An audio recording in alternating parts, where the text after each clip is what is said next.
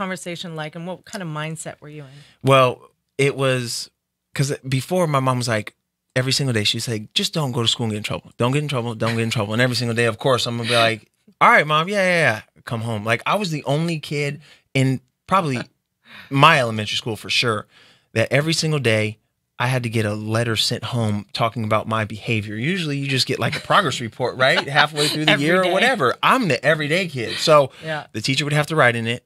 I have to take it home. My mom would have to sign it. And we're doing this every single day. And so sometimes I would like read it and I'm like, oh my gosh, I can't take this home to my mom. I act like this.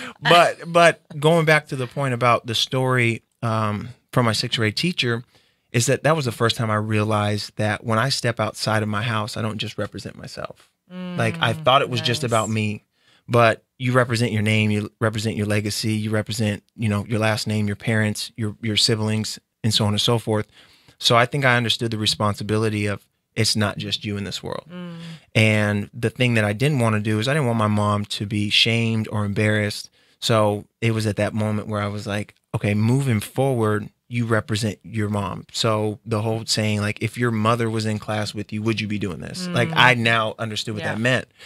And I don't know how, or at the time I didn't know how, but I told her, I said, Mom, I promise you, I'll give you tears of joy. Like, because at this moment you have tears of pain. And I didn't know how. I just knew that we're going to start by changing my behavior and giving her something to be proud of me.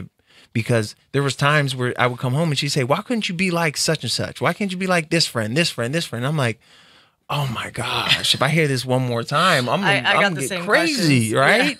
Yeah. But now I look at my mom like, yeah, what about when you used to sit there and say, why couldn't you be like this friend? Do you want me to be like that friend? Yeah, right? Now they've probably turned a different path too. Right. So when did football come in? Football came in ninth grade. So I grew up a big baseball fan. And now, especially with the amount of money that they're starting to make, I'm like, I just picked the wrong sport. I picked the wrong sport. You can play forever and all that money's guaranteed. So I had those big league dreams playing Major League Baseball. And I remember there was a time where I was playing on a traveling team and it was in eighth grade and I was on second base. Somebody hit a ball to right field. I come around third base, getting ready to score, and the catcher was like 3 feet in front of the home plate, and he caught the ball. And my natural instincts, I guess, was just to lower my shoulder and deliver a physical move. And I like ran him over, and it was like at that moment where my soul was like, finally something physical, some contact. This is what we've needed.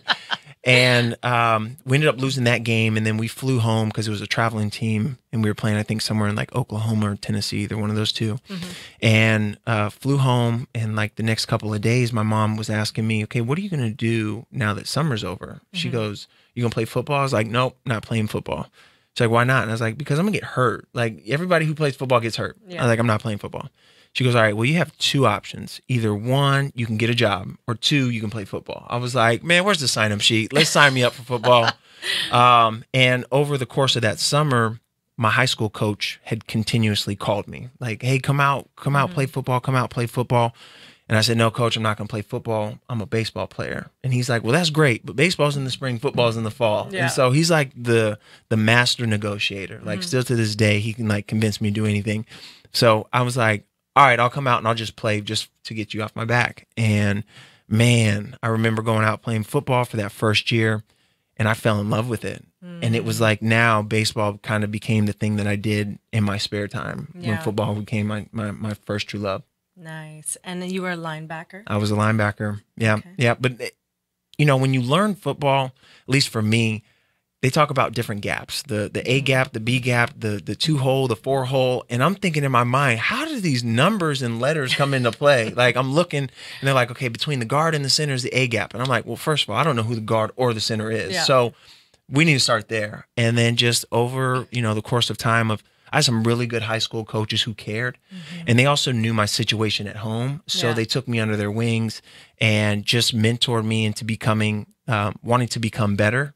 And then I had all that built up anger and frustration from childhood that I was able to utilize that on the football field where now, instead of getting kicked out of class or getting kicked out of school, all that physical activity is being, applauded. People wanted me to be it and they encouraged it. And I was like, wait, I get to be physical, aggressive, and mean, and you like it? Oh, yeah. Let's do it. Exactly. And now you're able to channel this into something. And that's something that you love. Right. To be able to play a sport as a career is absolutely phenomenal. I mean, most people would kill and die to have that. Yeah. And then you just excelled in this and then move forward. So not only did you play for the Trojans, now you go you get the phone call to play in the NFL. Yeah. Yeah. That was Tell me about that phone call. 10 years ago. It was probably 10 years ago this weekend coming up. Yeah. And it was back then they had 2 days. So the first round of the draft, first and second round. No, they had like the first, second, and third round was day 1, and then 4 through 7 was day 2. And I remember the first day, I knew I wasn't going to get drafted in the first day. So I flew up to Northern California, spent time with my friends and family. And then it was like on the second day where at any moment at the start of the draft, they could call. And so people were calling my phone. They were calling the house phone. We'd pick up like, hello, hello, hello, who's this? And then it'd just be like a family member. Like, did Thomas get drafted yet? We're like, oh my gosh. And then my cell phone would ring, and then I'd get excited, especially if it was a number that I didn't recognize. Yeah. If it was like, 208, blah, blah, blah, blah. And I was like, oh, looking. I'm like, hello?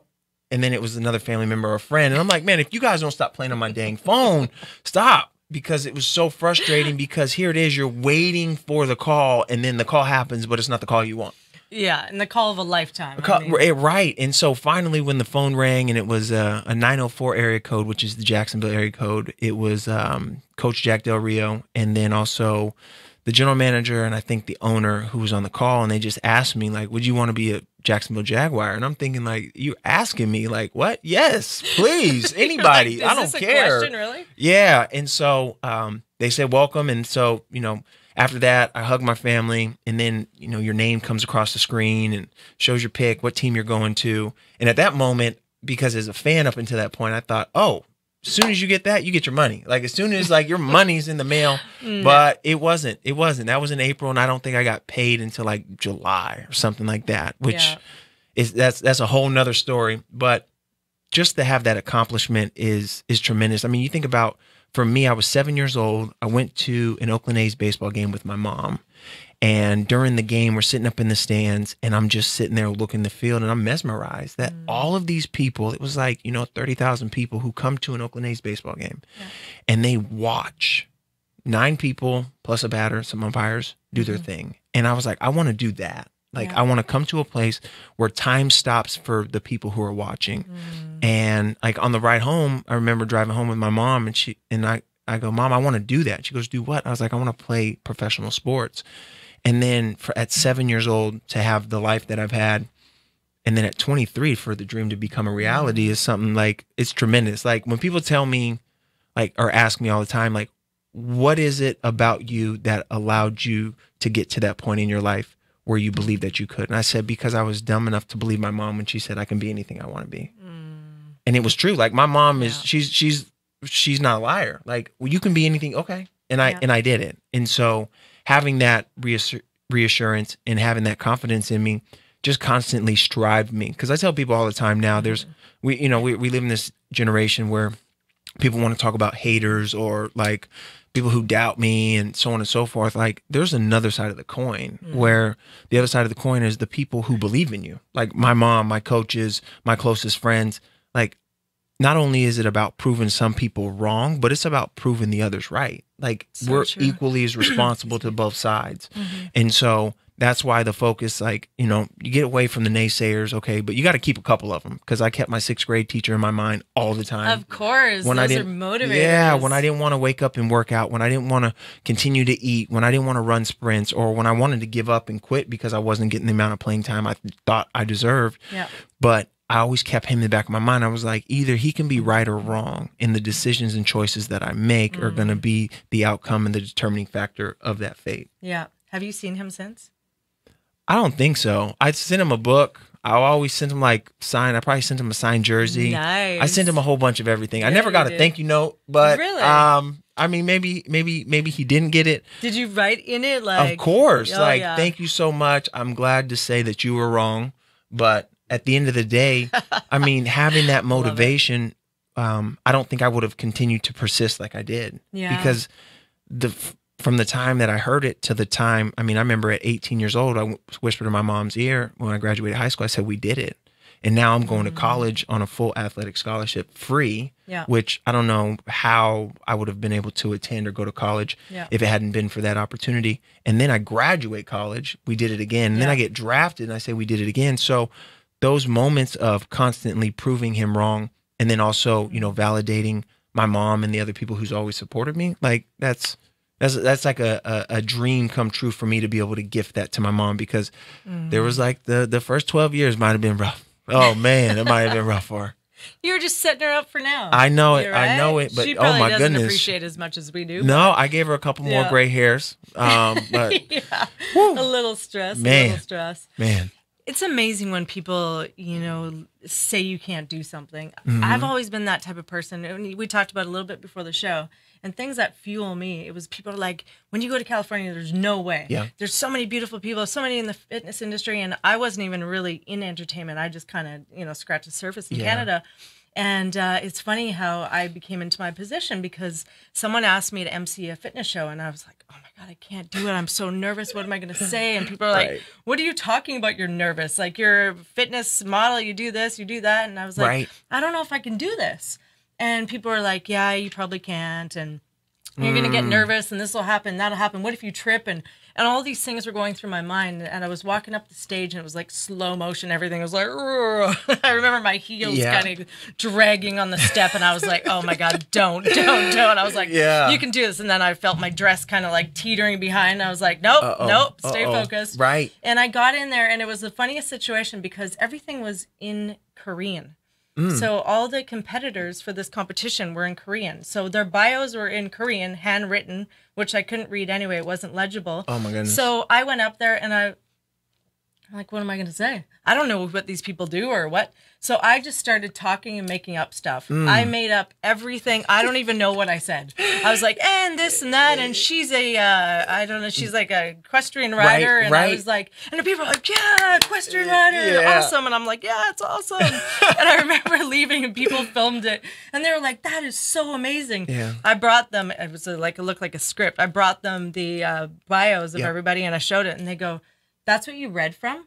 And I go, yeah, what else was I gonna do? Right. And that was my first big hit into, you know, kind of Hollywood. But I thought, you know what? I was like, I can't do this. And I was like, I can do this. Yeah. And, you know, you just kind of like flow with it. Yeah. And there's got to be, I think there's a moment where it's either fish or cut bait. I was going to say the other version of that, but it's fish or cut bait where like either you are or you aren't. Yeah. Like and like, but hurry up and decide and choose. Where I think for me, a lot of the times, I think that the times when we're the most fearful is where we get to show ourselves how much courage we actually have inside of us. Yeah. Where, you know, a lot of times, like before games, I would be extremely nervous. Now, public speaking, I've done over 150 talks, and I still get like anxious, and I still get excited. Where nerves, I'm finding out too, like, psychologically or neurologically, is that nerves and so fear and excitement register both the same. It's just how we declare and name them. Yeah. It's literally the exact same thing in our brains.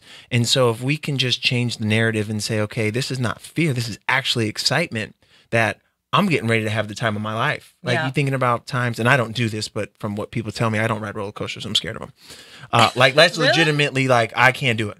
But when they tell me, I'm like, to me, it's fear, but to them, it's excitement. They're like, man, this is so hyped. I'm going to Disneyland. Oh my gosh, I can't wait. And to me, I'm like, I would be sweating. Like there's not too many things that you could convince me to get on a roller coaster, but it's only because of the way that it's registered in my mind. Of course. So a lot of us have the same thing, whether it's, you know, professionally, personally, we have this phobia of, you know, talking to somebody, even talking to somebody like, well, what are they going to say? What if they make fun of me? And it's like, you've put all of this fear in front of you where it really robs you of the experience in the moment. Like this last year, I went to Australia by myself.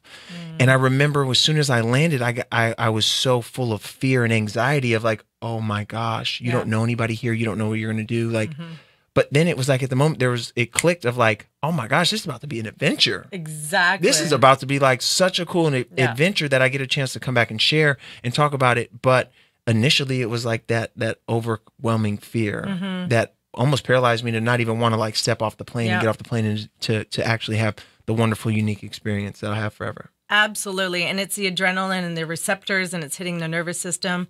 And it's all a mindset. Yeah. It's a choice. It's a power of choice. And it's what we tell ourselves. It's Yeah. positive affirmations and telling us we can or we can't. So you can do whatever you tell yourself. So true. You know, if I don't want to go do something or go on an adventure, move to California, it's crazy. Yeah, it's crazy. But is it going to be a positive outcome or a negative outcome? Well, it's going to be what I make it. 'Cause Right. I'm going to be here to do what I came to do and do what I love to do. And, you know, it's just a power of choice every day. And every time we wake up, like, we don't realize a lot of people, I ask everybody every day, like, what do you want to do? And they're like, what do you mean? What do I want to do? What do you mean? What do you mean? What do you want to do? Right. It's like, why do you not know what you want to do? What is your purpose? Why are you here? What is your driving force? And what are you going to do to change and grow and be better? So what gives you that mindset? Like what examples do you have that allow you to have that mindset as opposed to it being phony? Like it seems like it's authentic and that it's real. Yeah. And so probably you've had examples of your life where this is your truth as opposed to you just read it in a book and now you're just kind of trying it on for size. What are your examples of in your life that you've had experience of success? So, you know what, where examples usually come from experiences and trauma, or experiences and wonderful experiences. It just depends where they surface from. So a lot of mine actually came from a lot of trauma. So a lot of different experiences that allowed me to grow as an individual. So again, we have the power of choice. I can be a victim or I can be a victor. Right. So I have two choices. I can sit back and say, you know what, poor me. I can't get through this. I can't do it. Look what you did. Look what they said. Look what they did. And I can't move forward. And again, like you said, that paralyzed feeling. Yeah. You can either be paralyzed or you can break out of it and just be free. And I want to be free. So I know that I have a power of choice to have the best life every single day. So when I get up, it's being grateful. I live in gratitude every single day. When I wake up, at least 5 things before I leave my bed. 5 things. What are you grateful for? If you're living in love and you're not living in fear, we have a choice. We have one or the other. You can't live in fear and love at the same time. Right. So when you be love and you are love, you can't be fearful. Right. So those they are can't the they can't coexist in the same place. They don't coexist. Right. They can't. So when I'm, sending off loving feelings to people and being compassionate and being caring and loving and kind, that to me is what fuels me to be a better person because I get something from it. I get love back. I reciprocate it, and why would I not want to do that? Yeah, isn't that crazy? Where when we actually, it's funny that you say coming from a place of gratitude, because inside of that, I think there's an understanding and a sense of abundance. Yeah. Where for us, we will have, we have fear and we have a scarcity. It's like, all of this is mine. Yeah. I'm not going to give, right? The same thing with love, where we come from a place of love, giving love. We know that love begets more love. And so it has to come back in return,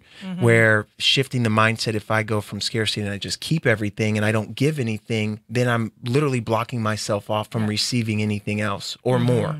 But if we go, I have abundance. I have abundance of love. I have abundance of time. I have abundance of money. I have abundance, like just everything. Yeah. The more of something that we want, the best way to get it is by giving it. Absolutely. You got to give it away to keep it. Right. And I tell everybody that all the time. And they go, well, when you don't have a lot of stuff, like, I've been through some stuff since I've been here. And it's like, what is success to you? So success to me isn't having 10 houses and, Maserati and all these things. That's nice. And I like that. And I will have that. But the thing is that's not what success is to me. It's like we talked about, abundance. It's about who's in my life. Right. Who do I have in my life? Who's around me? Who's surrounding me? And I have a very small circle. And those people that are in my life bring me more abundance and more love, and it's healthy, and they're reciprocal relationships. Right. And that's the thing about people. Like we always want these things, like you say, materialistic things, like how much can we get and how much can we do, and taking a vacation from your life. Yeah. Like I have the life that I don't want to take a vacation from. And so every day it's like I am living in the best country in the world. Yeah. I love Canada too. Sorry, guys. But, you know, to me, it's like, I mean, I love being here, and I love all these things, and I love meeting the people that I meet, and life is like full of joy and happiness. Yeah. And that's what it's about. And going through life experiences like what you went through, going back to playing football for you, you know, having a neck injury, having all your dreams completely, you know, you can look at it as shattered and taken away at that moment. You had a neck injury in 2011 that ended your career in the NFL. Right. And I mean, how did you get through that? How did you go, I'm going to get through this and I'm going to change my life? It wasn't easy. Like I would love to sit here and say, oh, I just kept, you know, this mindset of positivity and the grass is greener and just, you know, kind of think positively. But it was tough. It was tough because I put my whole identity into the game of football. And when that left me, I literally died. Yeah. Because, you know, not understanding the difference between what I did and who I was, it made things very, very, very complicated. And so for me, it was trying to identify a new dream, try to identify a new path and a new goal, because it was, if you found it once and you've done it once, you can do it again. So just basically being able to copy and paste my feeling of what is it that gets me like so excited in the morning that I can't wait to do. Same way with football. And I was lucky enough at the time that I met two individuals who now are a part of my business, and they were there for the support. They were there to remind me of, like, I wasn't just a really good football player. I was a great person that just so happened to play football. And so they were able to help me. They held up a mirror and said, look, this is what we see. Like, we see greatness inside of you. Like, that just your jerseys and your cleats might not continue to move or be on a field anymore. But now all of a sudden, instead of changing the game, you can change lives. And so I didn't see that because I have so, you know, tunnel vision on playing the game of football that I wasn't able to kind of step outside of myself and look and go, what are you good at? What else are you good at? What transferable skills do you have? And what is Thomas's real legacy going to be? The football legacy is over, but what is Thomas's real legacy going to be? And I think without those two people, and then two going through doing the personal work on what did football represent for me, like tons of therapy, because it was literally I lost my best friend. Like, I lost the closest thing to me ever. And when I first started playing football, I was like, oh, great. Okay, I've had people have left me out of my life. I can always have football. So as long as I can always have football, I'll be fine. Until football left me and I couldn't do those same things, I had to reevaluate my life, and then also understand that I might not be able to play football anymore, but I can take what football taught me into the rest of my life. And that's why I love public speaking. That's why I love helping people in a way of like coaching them, helping them see their dreams. Because the first question I always ask people is, are you living the life that you have to or the life that you want to? I love that.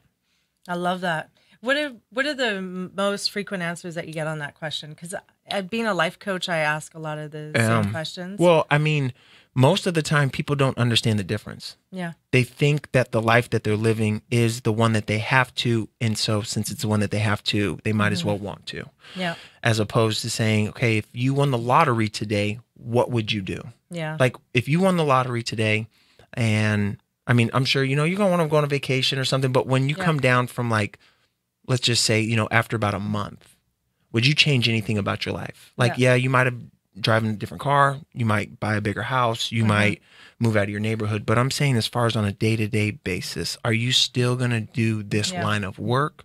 And are you still going to be this type of influence in your community and in the world? And most people, hands down, say no. Yeah. So it basically goes back to the whole point of, are you living or are you existing? Because there's two different ways to go about this life. Like, existing means if you died right now, nothing in your like neighborhood or your family or your friends or the place that you work would change, right? That's existing.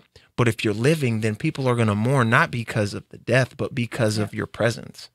And that's where we have to get to the place, I think, in order to live a fulfilled life, not a great life or a successful one, but a fulfilled life. Because when you live a fulfilled life, it's every moment might not always be the best moments and the highs of the highs, but you wouldn't change anything about what you're doing. Like I was on my way over here and, you know, LA traffic, like people are getting pissed off at just like yellow, like the light was yellow. I couldn't turn because there's another car in front of me and people want to get mad and upset, but not putting myself in the situation and understanding that this stems from something completely different. Like, absolutely. You know, if people are living an authentic and organic life of like love and appreciation and really loving what they're doing, they're happy, like genuine happiness. Like, how many times you see people be like, man, what's up with you? Like, how are you always happy? And it's like, man, because my perspective on life, like I get to live life. I don't have to. Like, there's people who are dying. I think it's like 89,000 people die every single day.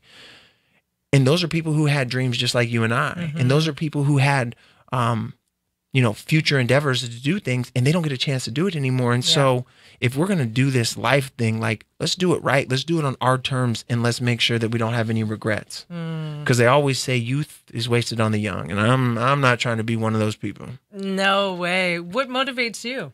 What inspires you to get up every day and be you? I'm answering the question from football every single day of, can I be just as good in this part of life as I was in that part? And I'm answering the question of, am I Thomas, the good football player? And can I become more than that every single day? And if I don't know if I'll ever find out the answer, but those are the things that constantly push me because it's a scoreboard that really can't add up until I figure I die, until I'm out of here. Because I don't know the answer. I feel like I can be. But that's what gets me up every single day. That's what had me up at 4:45 today. Like I could have slept and I would have loved to, but I got to get my workout. I got to get to the meetings. I got to go talk to the students. I got to go to USC. I'm here today with you. But every single day is like a moment is another opportunity to impact someone's life. It's, you know, funny that you said your mom told you about the importance of impacting people and doing right by them, where my mom told me, as soon as I called her, I remember I called her, she was at work, and I told her, like, I signed with the Jaguars. I told her about my signing bonus, told her how much it was. And she said, that's nice, but never forget that the reason why you're here is because of the effect that you have on mankind. Wow. And I'll never forget that, because it's not about the things that we accumulate. Like, I can get a bigger house, I can get a bigger car, but at the end of the day, does anybody else outside of you know your greatness? It's on such a deeper spiritual level. And, you know, it's so nice being able to share with my viewers and listeners, because a lot of people have this idea a football player is a football player. And I'm going to say I'm real. And it's like, okay, he's just a jock or he's this or that. But on a spiritual and a different level of, you know, what we're talking about, the pursuit of greatness, permission to dream. I mean, I know your stories are in here and I'm dying to read these. I'm super excited. But, you know, the thing is showing that there's more to life, and they're showing that there's more to life and to be more. And what you're, you know, teaching people and coaching people through is not only we can sit in this life that's maybe a mundane life. I call it the box life. You drive your box car, you go to your box job, you go home to your box husband and wife or whatever, and you eat the same thing, and wife cooks you dinner, you guys go to bed and you read and do whatever. And it's like, I mean, is that really, like you said, existing, or are we just living? So we're teaching people how to really live that life and maximize things. So there's a lot of guys out there that have been injured. They've played ball before. And what would you share with them? Because I know a lot of guys, you know, they've been taken out of the game because of knee injuries or concussions and all these different things. And what would you share with them to, you know, really give them those words of wisdom and that encouragement to let them know that there's something else out there for them? Well, I think the first like line of business, one, being a male in an extremely we'll call it like the modern day gridiron, like just the warrior gladiator, being in that world, there's not enough space for vulnerability. And I can't be authentic. And so I have to be a machine in order to do this line of work, when most of the time, deep down inside of me, I'm petrified. To run into another human being as hard as I can, fast as I can for 4 quarters. Like, one, being a male where it's not cool to share your feelings and to say, I'm afraid, I'm scared. I mean, one time I got cut from a team a week later after I told them I was going to have to leave because I might have to go bury my grandfather. Like a week later, nothing happened, nothing changed. Like the coach told me, he said, I hope you can stay because I would hate for you to leave or lose out on this opportunity you worked hard for. Wow. So like having that experience of not being able to be authentic, not being able to show emotions and to say, look, my wife might leave me and I'm supposed to come out and be this machine or this robot and perform. I don't want to play football any longer because I don't enjoy the game like I did, but I'm too afraid to step away from it. So I'm willing to put my physical and mental health on the line. So I would say the first step is you have to become humble. And inside of saying that, you'll also become vulnerable. Yeah. To say, I don't know. I don't know, because all of us, most of us that have gone into the NFL we're kids at 21. You'll see it tomorrow. There's going to be a kid 20, 21, 22 years old who's getting drafted, but now all of a sudden he's become Superman in his family. Now he has to be bear all of the financial situations. Yeah. Most of the decisions come through him. All of like family plans and, can you fly this person out and can they come to a game and can you talk to the cousin and can you talk to my brother? Like all of this is coming at you and you're literally not able to be who you've always been as just a kid and have fun. And so now all of a sudden real life issues come at you. And I think there's a moment where we have to be authentic and vulnerable and real enough with ourselves and with others. And by saying, I don't know. And I need somebody to help me guide, navigate, figure this thing out because we hold stuff in because since we were kids, we've been told like men don't cry, rub some dirt on it. Like you hurt or you injured. Like you just figure it out later.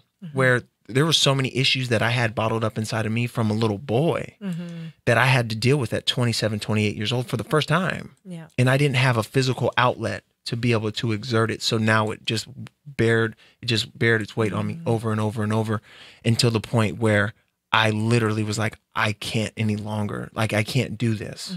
And was like one of the times where I contemplated suicide not because I was going to do it, but because I just thought about what would my world be like if I no longer existed? It would be so much easier. Yeah. So I think the humble aspect, and then by finding the humility, finding out who you truly are. The game of football is so much different than we're watching basketball playoffs right now. A guy can score 40 points tonight and we'll know who he is tomorrow. A guy can score 5 touchdowns pretty much in the first regular season game and you won't be able to see his face if he doesn't do an interview. And so we're always hidden behind a mask. Yeah. Like we're literally hidden behind a mask. Put your face mask and helmet on. Yeah. And so we're not able to really truly experience who we are. We're always the number. We're always the position. But we're never the person. Yeah. And so I think sports have done us a disservice coming up through the ranks of let's focus on the athlete, not the person. So for the transitioning athletes, I would say that's it. Like you have to find out who you are and be real with yourself in the mirror and go, I don't know. Because for the most part, we've never been given that opportunity. How did you find your identity again? I would say there's an old quote that I love. It's how much would you be worth if you lost all of your money and all of your possessions? And when somebody asked me that question, I was taken aback by it because for so long I'd always been this title or I'd been connected to something greater than me. And I had to sit back and go, real is real. Just say I would be worth nothing because my self-worth was wrapped up in that. Yeah. And everything that I thought I was, popularity, the fame, the status, where I had to be real with myself and say, I'm not jack, you know what, without this. Because at least I went down to the bottom. That was my rock bottom. And I was able to start building from there and going like, and funny you asked that because as soon as I got done playing and like, I remember like I would meet people or go on dates and stuff and people would ask me, what do you do for fun? And I didn't have an answer. I didn't. And it was so embarrassing to me in the moment because I'd never experienced myself or my life outside of football. Wow. Where if you would ask me, you know, while I was playing, what do you do for fun? Oh man, I work out and I train and I watch film and I, you know, do push-ups and run sprints and eat protein and do all this stuff. Yeah. But outside and away from it, I had nothing. I had no excitement outside of my life. Where going through the trial and errors and saying, oh my gosh, this is who I thought I was, but this is who I actually am. And so having those understandings of starting at rock bottom, saying, I don't know, and then exploring trial and error. You know what? I really don't like football. Like people ask me all the time, like you should like go into sports and coaching. I'll be like, I don't really watch football. Like I don't. That's funny. A lot of ex NFL players say that. So you don't actually have a team or watch football? I mean, I'll watch it. Yeah.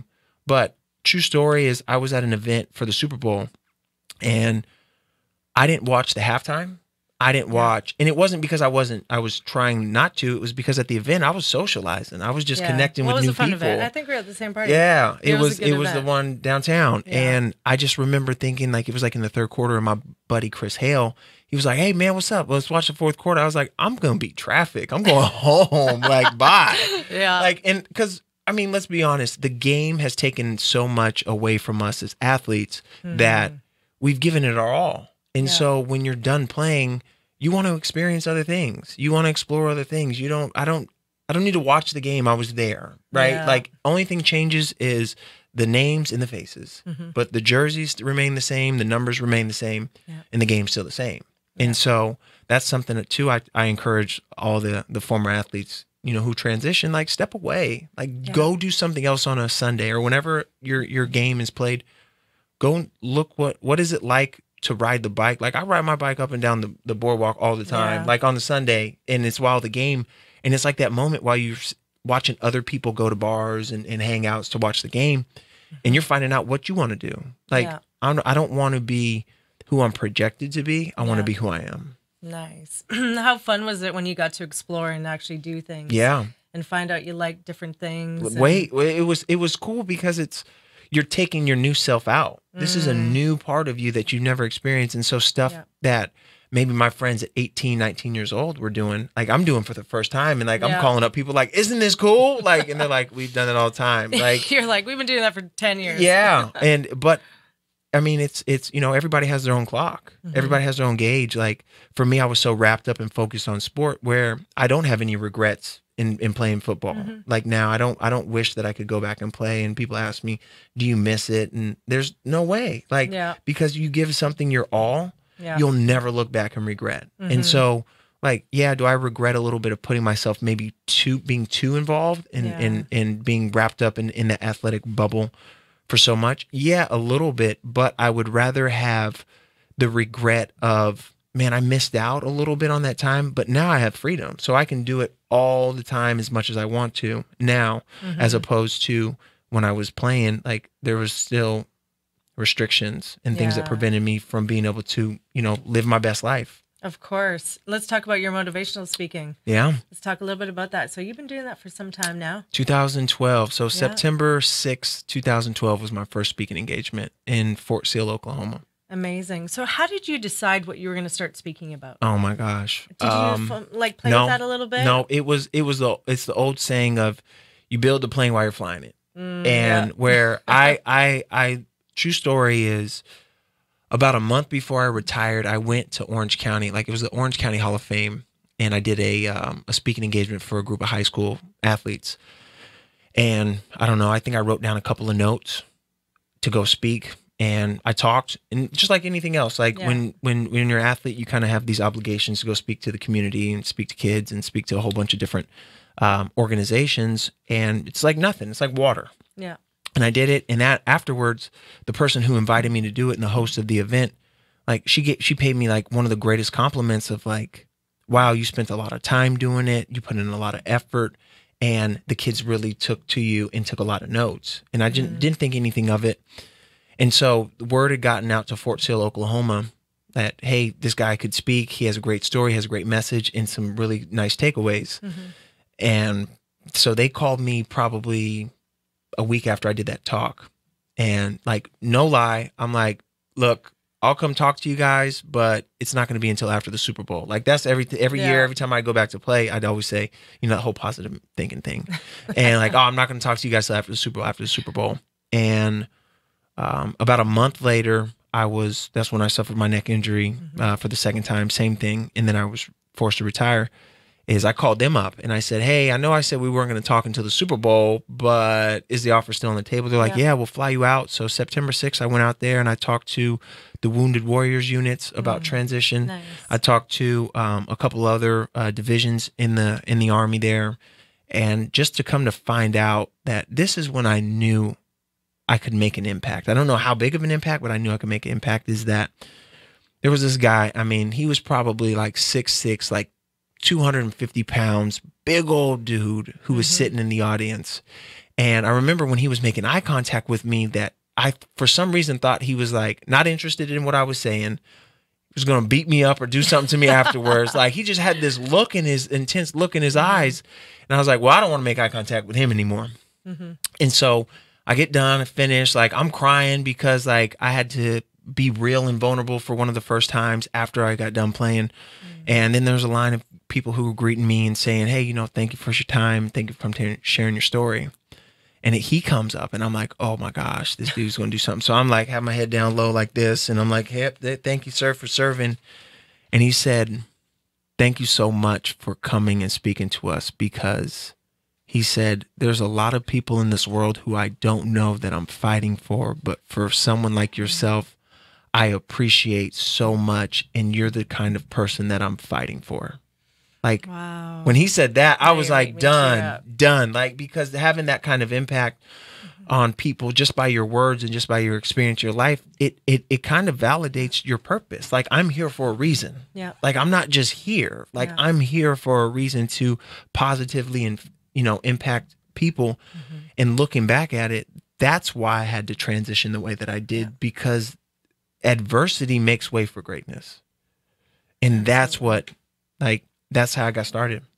Absolutely. That's amazing. And when we're in it, and this is the thing, when we're in it, and so say your neck injury happened that day, your world's collapsed. And, you know, your dreams, you feel as if your dreams are gone. And so that's true. it, the end of your life. I've been in these situations before where you're absolutely at your rock bottom and you think like there's nowhere to turn. You don't know what you're going to do. And that's why speaking to people and sharing your truth and being vulnerable and being transparent is such an amazing gift, because you're able to breathe hope and life back into them.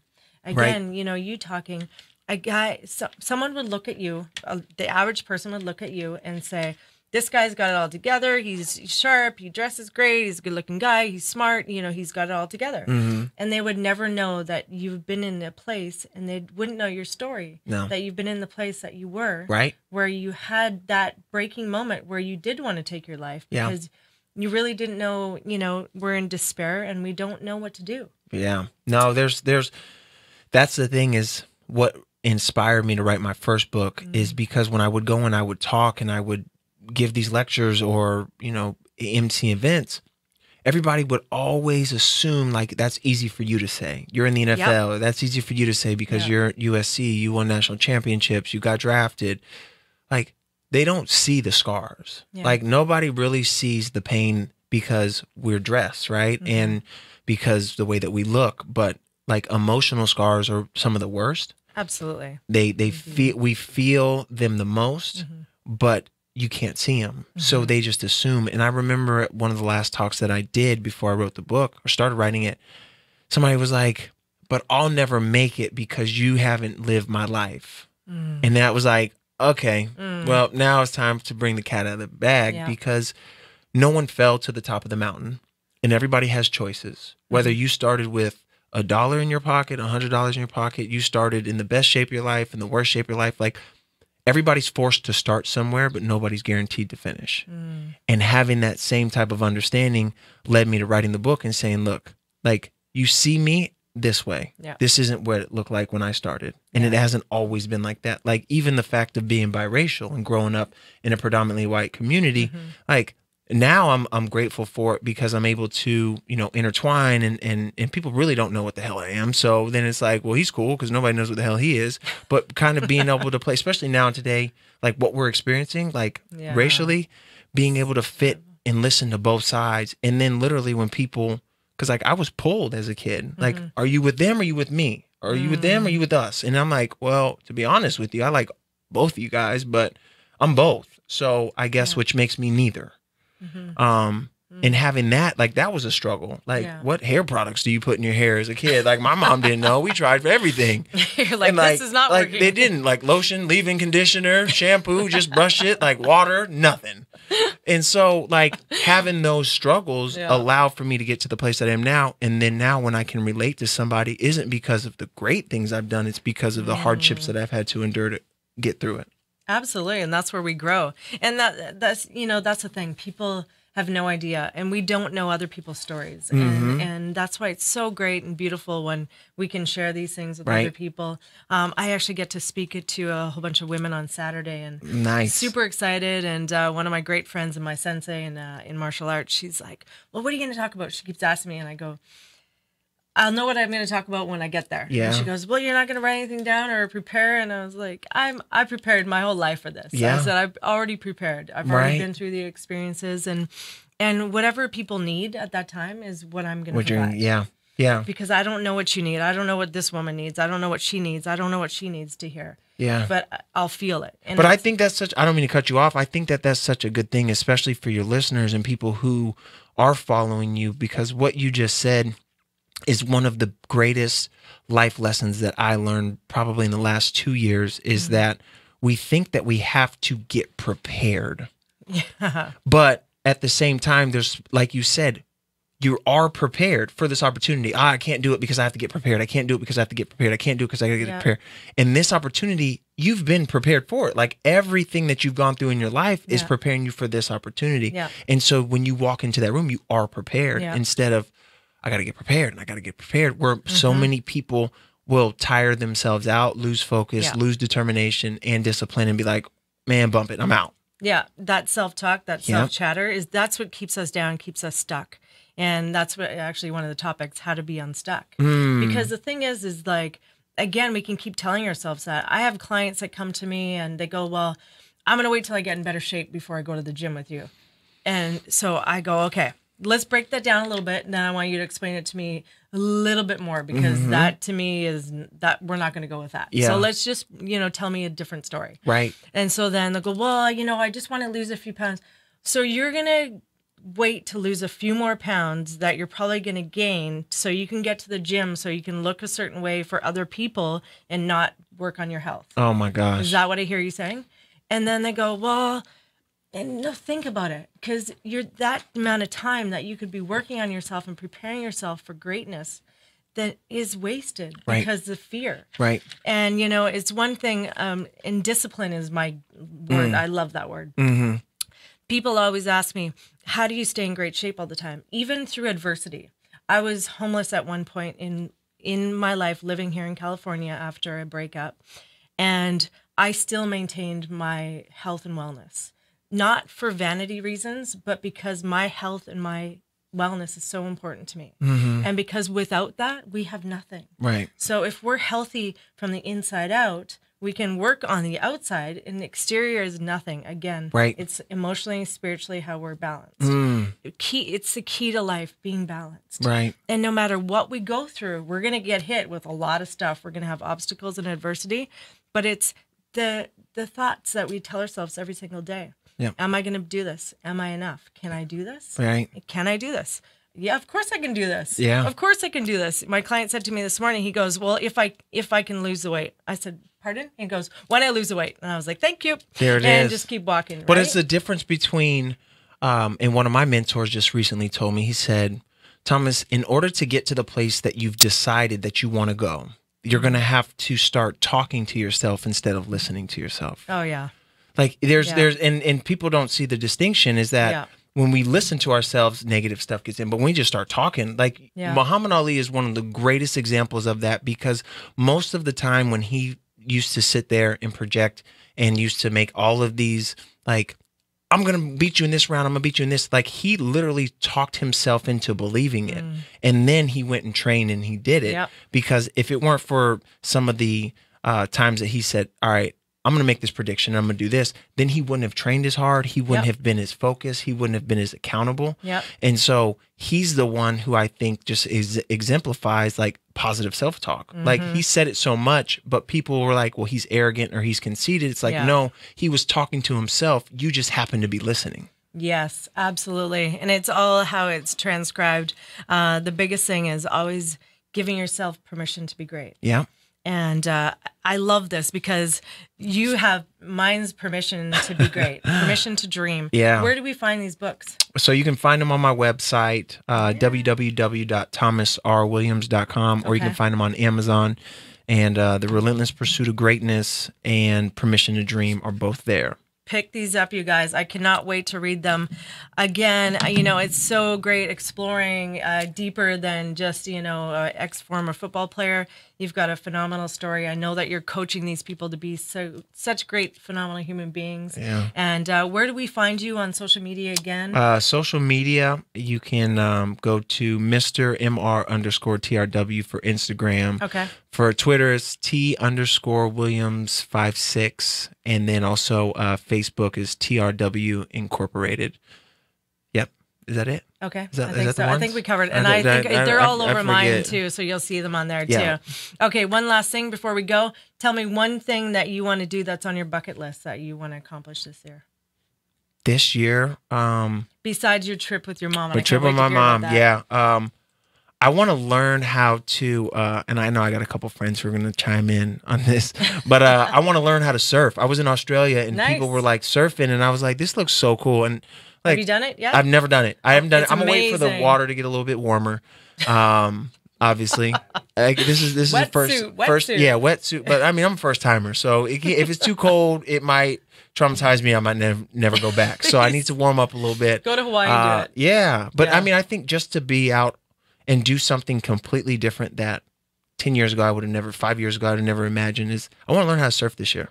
Awesome. Yeah. All right. Well, you just said it live, so now everybody's going to be asking you. I'm going to follow up with you and make sure you surf. Surfing is amazing too. Follow this amazing man, Thomas Williams.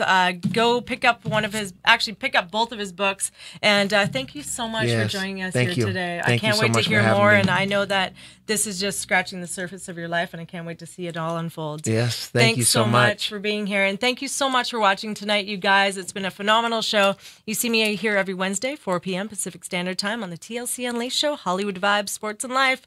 Have a great day and stay blessed. Bye. Thanks for